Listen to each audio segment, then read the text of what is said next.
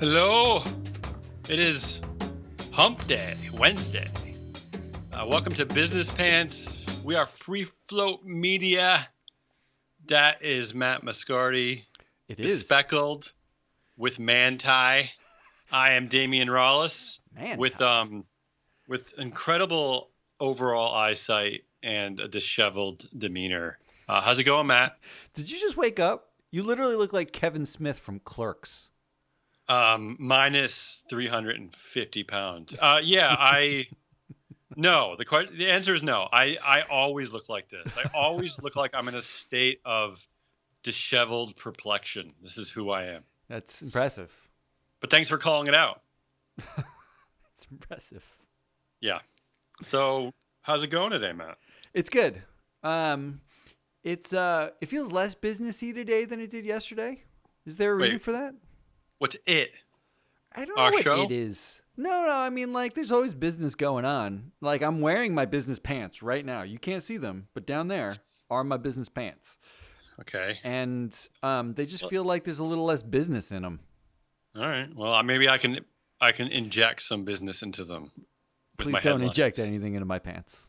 No, maybe I should do some headlines. We have to get into the habit of it. Today on the show, we are going to talk about, we're going to update some stories that we love, including Boeing, WeWork, and Lyft, ride-hailing loss maker Lyft. We're going to, of course, keep talking about our favorite CEO, Zuckerberg at Facebook. Then we're going to dive inside the pants, and Matt's going to tell us a little bit about this new rivalry between Senator Marco Rubio and MSCI, our former employer. And in Biz Nuggets, we're going to talk a little bit about. We're going to play a few games: the name game, the money game, things like that. And then we're going to jump into Matt's ball pit. So let's begin the show, Matt. Let's do it. Ready? We got to start our show today in the we world, which really should be. Wait, no. Well, let's start this over. You say something. I have to read. Okay. Honestly, Okay. I was so reading much yesterday's preparation. script. At least I'm saving things. Let's do a few updates today. Okay. I'm gonna take a beverage and calm down. Hold on. So we're gonna pull on our business pant threads. Okay. First, in our apology tour, Boeing has sacrificed its first lamb, or should I say, Boeing has entered the meatless scapegoat game. Can I say that? I think In any so. case, I'm not sure what that means. CEO, notice I didn't say chairwoman, Dennis Muhlenberg, has bravely fired the head of its commercial airplanes division. Sorry, Kevin McAllister, but Dennis needs some lammy goat burgers. Bravely. Elsewhere, direct from our coincidence alert files, or is it our coinky dink basket? I don't know. The Boeing CEO will be testifying next week before Congress. So the big question is, will he need a second hotel room for his scapegoat's severed head? Well, I do want to point out that it's sadder than you make it sound because Okay. Sad. Dennis Muhlenberg was part of the 33% club, which was the 33% of U.S. CEOs that are also chairs of their board. He Yep. is not that anymore. No. He has been he sacrificed himself by removing himself from the board. Yeah. His punishment was to lose a title. That's One it. of his 3 titles. Yeah. If I He's took the- away he's the 1/3 of your titles, CEO. how would you feel?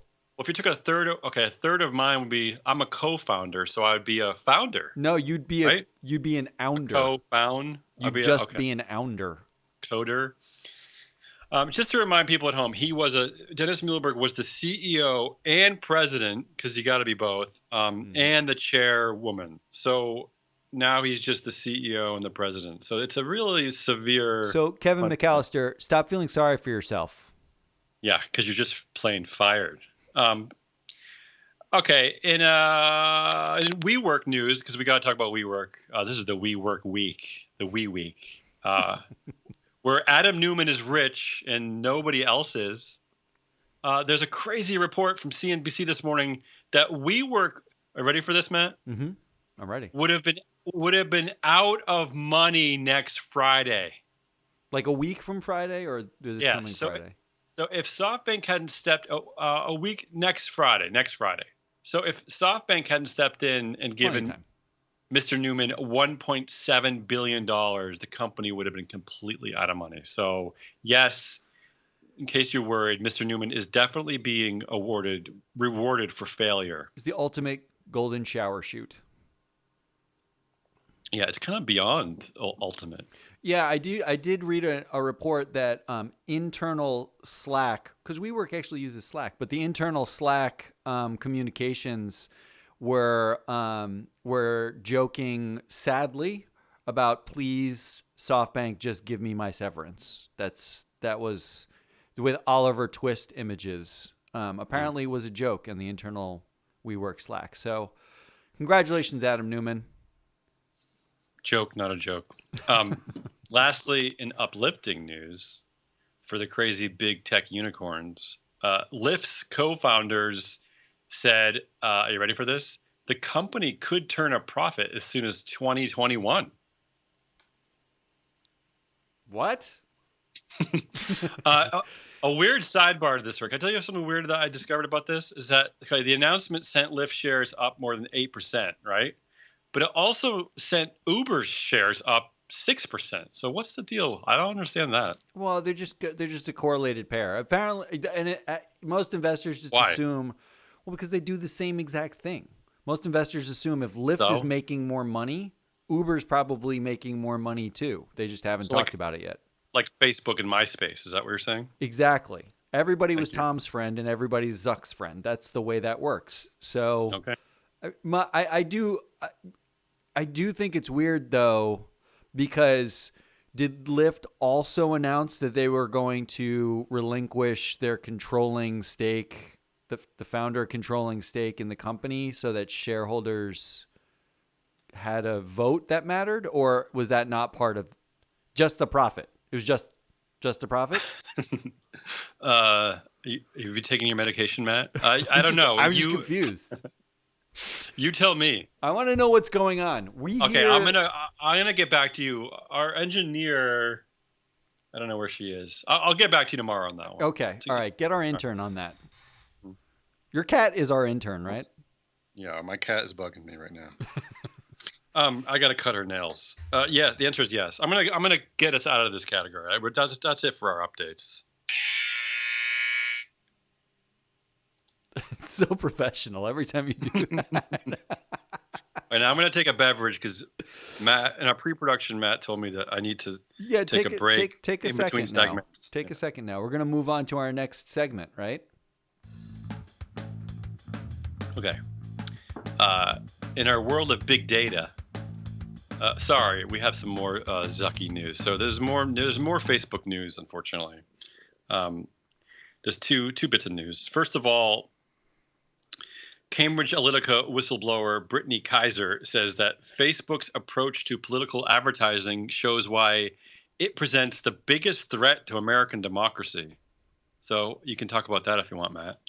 Our other bit of news is the Zuckster is scheduled to testify about Facebook's cryptocurrency project Libra at a House Financial Services Committee this morning. He will try to explain the good that Libra could bring, describing it as a democratizing financial system that will mostly benefit poor people and those who have no bank accounts or can't afford banking fees. So he's kind of not wrong about that. Okay, let's talk about it. Because support him. So Facebook has 2 billion users by last count, I think, right? 2 billion with a B.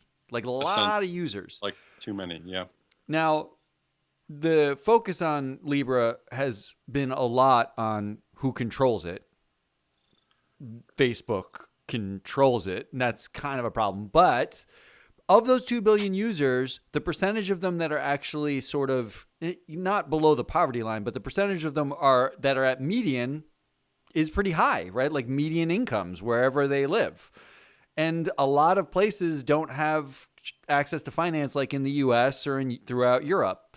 So Libra is actually an online currency, and there's a Facebook marketplace. There's sort of a transactional benefit to Okay. having a currency on a platform that you have access to regularly. It's kind of not totally wrong. Do you think better in corporation hands and not the government's hands? Well, that's the big problem. That's why he's getting grilled in front of Congress, Yeah. because, I mean, no. I don't know. Is that the short answer? Is although, would you use Libra? Here's my question for you: would you use Libra to buy fractional shares of companies on a Schwab account? Well, first of all, there's a reason why there are not 2 billion users of Facebook, because I do not use Facebook. So, But all of our interns are on Facebook. yeah, They're all 75-year-old. They're all octogenarians. Facebook is becoming the land of the old. That's another problem. Or the land of the Asian, I suppose. I don't think so. I think Asia's out on Facebook. What do you think about, because Zuck is also, so he's playing his best Woody Allen in his written testimony by saying, I believe this is something that needs to get built, but I understand we're not the ideal messenger right now. I know some people wonder whether we can be trusted to build payment services that protect customers. What do you think about that routine? So I do want to point everyone, all of our Zero watchers, I want to point them all to. Can I just say, before we say that, we had a watcher and they bounced. It was like just 30 seconds of enjoyment. So thank you. Thank you. It was worth it. I do want to say that Facebook did provide like this document about their oversight board. Like they proposed an oversight board, right? Yeah. And as part of that, they had a Venn diagram that was fascinating. It's on my Twitter if you are on the Twitter. And at the top, you've got a bubble for oversight board. At the bottom, you have Facebook with arrows between them, shooting between them. It's like controlling oversight. And then on the side is the thing that Zuckerberg realized was missing was just the word trust in a bubble. So trust bubble. I do think he's already got this figured out. He just needed to insert trust. Well said, Matt. I'm nothing if not eloquent. You're a trust inserter, what you are. All right. Speaking of Matt Moscardi, our beloved pundit, and can I just pause for a second here? You can. First of all, let me enjoy a beverage. Before we go inside the pants with Matt Moscardi, can I ask you a question, Matt? Yes. Why is my pants? You should. What are you? Ken why is Fisher? Why is my head so big? On this video feed. Because you're just a larger than life personality. I don't accept that as an answer. All right, let's go inside the pants with Matt Moscardi. I'm going to start the clock. Here's a topic pulled directly from your love chest, Matt. So you're going to like this one. In a nutshell, Senator Marco Rubio, one of our favorite two senators from the great state of Florida, wishes the MSCI indexes were more strict in how they pick China stocks for their major benchmarks, citing the Chinese companies' relationships with the Chinese Communist Party and the apparent lack of such boring things as transparent financial auditing. So let's talk about this fun little war between Rubio and MSCI, because I'm digging it. So let me first say that the war between Marco Rubio and MSCI is really the war between political posturing in China. Okay. So we have to admit that, right? All right. And B, if there is a war between MSCI and Marco Rubio, it's really a war with Marco Rubio and every index provider. Okay. I want to separate out. Now, this is really inside the pants, okay? Okay, I'm ready. I'm about to go deep in your pants. All right, in your business pants. Going. Yeah. An index provider provides investors a list of companies that meet technical criteria to invest in a country. Uh-huh. Marco Rubio has a problem with non-technical criteria, such as should you actually invest in those companies because they're not transparent, they have poor governance, they're corrupt, they violate human rights, whatever other non-technical things exist about a company, which is basically everything else. Right. Rubio isn't necessarily wrong if you think, like it. if Yeah. you think an index, a list of companies should include the attributes of the companies that are non-technical. So the question Okay. is, Damian Yeah. Rollis, I'm ready. co-founder of Free Float I'm Media, awake. Yes. should the list of companies available to an investor to invest in include shit like they screw everyone over? Well, okay. I'm gonna answer with my business roundtable hat on. The answer is yes, because the business roundtable supports the stakeholder. So what do you think about that, Matt? So what I think about that is, in a real sense, I actually think that the way the indexes are used, every pension fund, major pension fund, they own the entire stock market. They own everything.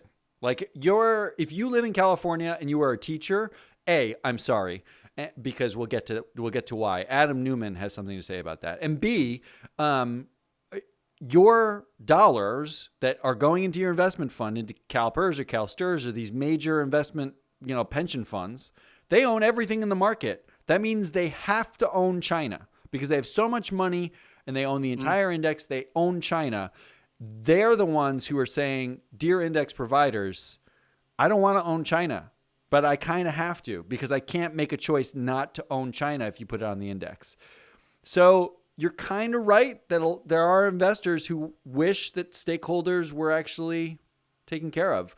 All that said, the business roundtable, I think they're full of it. We'll come back to that.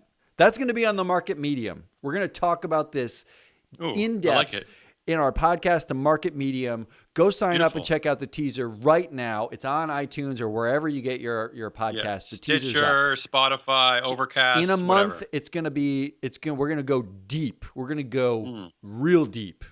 Are you saying it's going to be ready in a month? Is that what you're saying? That's what I'm telling you. It's going to be a month that we're going to start, or so-ish. We're going to start releasing. Ish. I like ish. All right, I'm hungry, so let's talk about some biz nuggets. Pause. You got to stop saying pause. You just got to pause. The first time I've said it. Start the clock here. Let's play the name game, Matt. So the Nike CEO is stepping down, right? And there's a new CEO has already been announced. So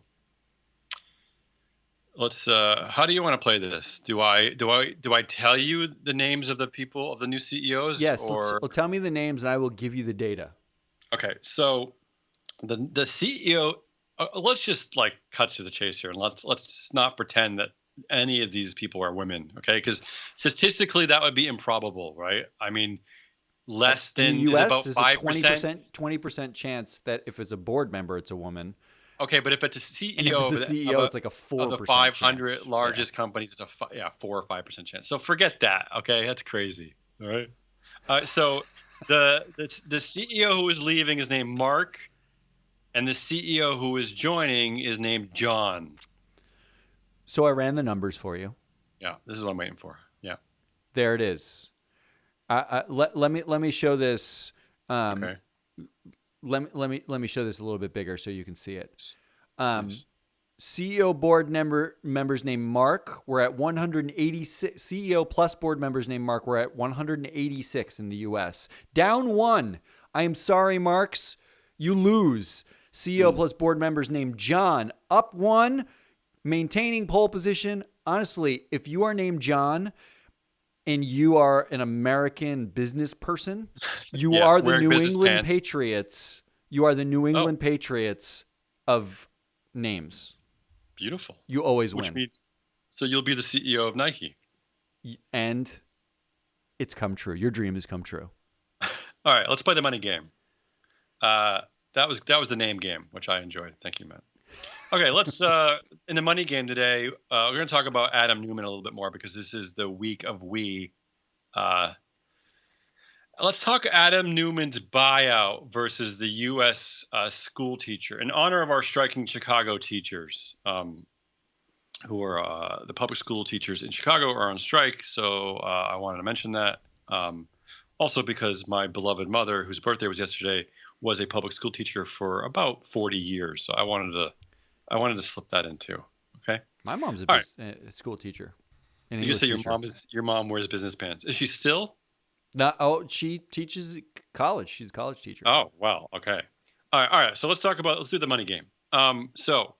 According to the National Education Association, the NEA, the average starting teacher salary in the U.S. is roughly $39,000. Failed CEO Adam Newman will walk away with a golden shower chute of $1.7 billion. Okay, so let's do the math. Do we have a math sound effect, Matt? Click, click, click, click, click, click, click, click, click.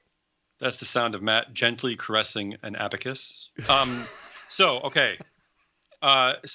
failed CEO Adam Newman is worth the equivalent of 43,000 new American teachers.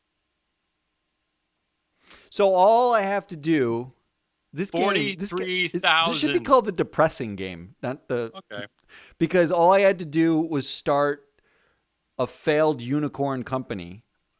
Yeah. And I could make as much as 43,000 new teachers, is what you're saying. Well, no. Well, yeah. I need SoftBank to invest in me. That's the key component. But the real key, Matt, again, as you pointed out, is it has to be a money-losing failure. Yes, which Lyft won't be in 2 years. So yeah, we'll see about that. That's what they're projecting. That's true. We know how that goes. All right, so congratulations, Adam Newman. You are officially, just in your buyout for failure, are worth the equivalent of 43,000 hardworking American teachers. All right. After that depressing thought, let's go to our last play another nugget. Depressing game. Yeah, this is our I'm calling this our Fisher worm counter. Okay. Okay. Catchy title. This is tracking our sexist of the year, Ken, which is saying a lot. That's Fisher, a high bar. Yeah, Ken Fisher of Fisher Investments. So the total asset losses has now topped $2 billion as the New Hampshire retirement system has said F you to sexist jerks and has pulled out. You didn't even get to do the game. I know you're so worried about the time you didn't do the game. Yeah. Well, you know what the Fisher reality is? plus The reality is my cat genitalia. walked across. Yeah, go ahead. Fisher plus genitalia equals what? It equals Fisher plus genitalia equals negative $2 billion. That's what it equals. Negative $2 billion. In my contract, you're supposed to let me play all games. You jumped. But you didn't even play the game. All right, we're gonna do this in post because you need to get on your game. Well, here's what you need to hear, Matt. Let's go into Matt's ball pit. Oh no, sorry. I'm gonna take a breather. I'm gonna have a drink. Just stop saying you're gonna take. You did it perfectly. You took a breather. All right, we're in my ball pit now. We're in my ball pit. Okay. So for anybody new watching this, so none of you, Matt's Ball Pit is the segment in which I do a data dive on something that's either moderately fascinating to me and probably not to anyone else. Okay. So today, gotta be honest. So today, I'm fascinated by the idea of trust and control. Okay. And I want to start for our younger viewers by defining two terms: dominant shareholder and controlling shareholder. Oh boy, okay. I'm gonna take a nap. Okay. It's really not that hard. Dominant shareholder is just the biggest one. Just think the shack of shareholders. They're gigantic, usually. Sure. The controlling shareholder is the one who owns 50% of the voting power. So think the GM of whatever team Shaq is on. They control everything in the end. Okay? Okay. Very simple. Now, I have this question because I saw news that I saw this case law that Elon Musk is being sued about his pay package from like they announced last year, in which he's going to get $2+ billion if Tesla hits all sorts of thresholds. If it's like the greatest company basically in the entire universe, investors really didn't trust Elon Musk because what they did, a bunch of them sued Elon Musk for his pay package, saying it's egregious and all this kind of stuff. And I wondered, and part of the case law, and this is why I got into it, and I'm not going to get deep into this, part of the case law was about that he's a dominant shareholder. He owns 21% of the shares of Tesla. So how on earth could Tesla vote to pay him so much when he's the beneficiary of the pay? It was like this convoluted, like, how dare you? That's not fair. But then it started making me think about Facebook, who's Zuckerberg's also the dominant shareholder, and other companies who have dominant shareholders. Now, I want to show you this data first and foremost. There's a bunch of companies in the U.S. for whom investors have no choice but to basically deal with. Facebook, so you're among saying them. they have no say. They have no say in the vote. Is that what you're saying? They have no say in the vote. Okay. Tesla, who I took out of this chart because they were so far out. Tesla, you have a choice. So you can sue them. You can win. It could be a thing. Facebook, you have no choice. Okay? Yeah. Are you with me? Choice and no choice? Yeah. Dominant, I'm not there. dominant? I'm there. You're mostly with me, right? Yeah. So here's what it looks like. Facebook is one of the companies where the CEO makes more than $20 million a year. Zuckerberg made $21 or $22 million in summary pay. That's like options and all the stuff that he was granted last year. And they have dominant shareholders, usually the CEO or the family firm that owns them. So like Las Vegas Sands Company, that's Sheldon Adelson. He pays himself whatever he pretty much wants to pay himself, and you can sue him, but you're probably out of luck, okay? Yeah. So if Zuck falls in the no choice category, right, and Zuck is before Congress talking about trust is his problem, but investors can't do anything, here's the last bit of data. The number of controversies these companies face. So this is instances where their behavior is basically not tenable for not just shareholders, but for anybody. Risky behavior. Facebook is like third in the most controversial companies that are controlled. They are the third worst. Okay. Behind only Google and Walmart. Right. So congratulations, Zuckerberg. You will be sitting in front of Congress talking about how you need trust when not only do investors not get a say and probably don't trust you, but neither do people. This is my convoluted ball pit today. But how does it always get back to Zuckerberg? What are we doing here? Somehow all roads lead to Facebook. All roads. Yeah. Well, when you name your company Facebook, I guess that's what happens, I guess. I mean, like, it's a book with my face in it. Yeah. So, I mean, can we give a little credit to Musk here? I think is what you're saying is that that's the thing. He does not control the vote, right? That's what you're saying. My takeaway here was for all the shit that Elon Musk takes for being maybe like a bit crazy or having his whatever problems he happens to have. My takeaway here, Matt's ball pit takeaway. Yeah. That dude's not so bad. You've got a choice with Elon Musk. Yeah. Not so much with Mark Zuckerberg, Facebook, Google. Even with Amazon, you've got a choice. So. Yeah, another brilliant takeaway, Matt. Not Elon Musk, not so bad. Okay.